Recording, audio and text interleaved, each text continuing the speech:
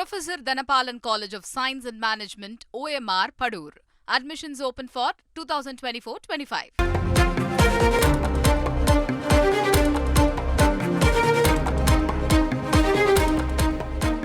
சாதி மத மொழி ரீதியாக வாக்கு சேகரிக்கும் ஊழல் நடவடிக்கையை கண்காணிக்க ஓய்வு பெற்ற நீதிபதிகள் அடங்கிய சுதந்திரமான ஆணையம் அமைக்க கோரிய வழக்கில் இந்திய தலைமை தேர்தல் ஆணையம் 6 வாரங்களில் பதிலளிக்க சென்னை உயர்நீதிமன்றம் உத்தரவு பிறப்பித்திருக்கிறது. விவரங்களை செய்தியாளர் சுரேஷிடம் கேட்கலாம். சுரேஷ், வணக்கம். சுரேஷ், இந்த வழக்கின் முழு பின்னணி என்ன? சுரேஷ், வணக்கம். வேலூர் மாவட்டம் சத்துவாச்சாரியைச் சேர்ந்த ராஜேஷ் மகிமைதாஸ் என்பவர் இந்த வழக்கை தாக்கல் செய்திருக்கிறார்.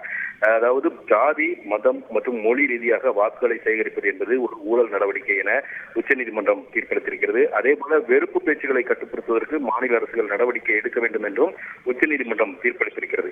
ஆனால் தேர்தல் நேரங்களில், தேர்தல் அல்லாத நேரங்களிலும் இந்த பதிவு செய்யப்படாத அங்கீகரிக்கப்பட்ட அரசியல் கட்சிகள் மற்றும் மக்கள் பிரதிநிதிகள் அரசியல் லாபத்துக்காக ஜாதி, மதம், மொழி ரீதியாக வாக்காளர்கள் மத்தியில் பிரிவினை ஏற்படுத்துவதாக அந்த மனுவில் அவர் குற்றம் சாட்டியிருக்கிறார். நாடு சுதந்திரம் அடைந்து 75 ஆண்டுகள் கடந்த பிறகும் கூட அரசியல் கட்சிகள் மக்களை பிரித்தாள்வதாகவும் இது அரசியல் சாசனத்துக்கு விரோதமானது என்றும் அந்த மனுவில் அவர் தெரிவித்திருக்கிறார்.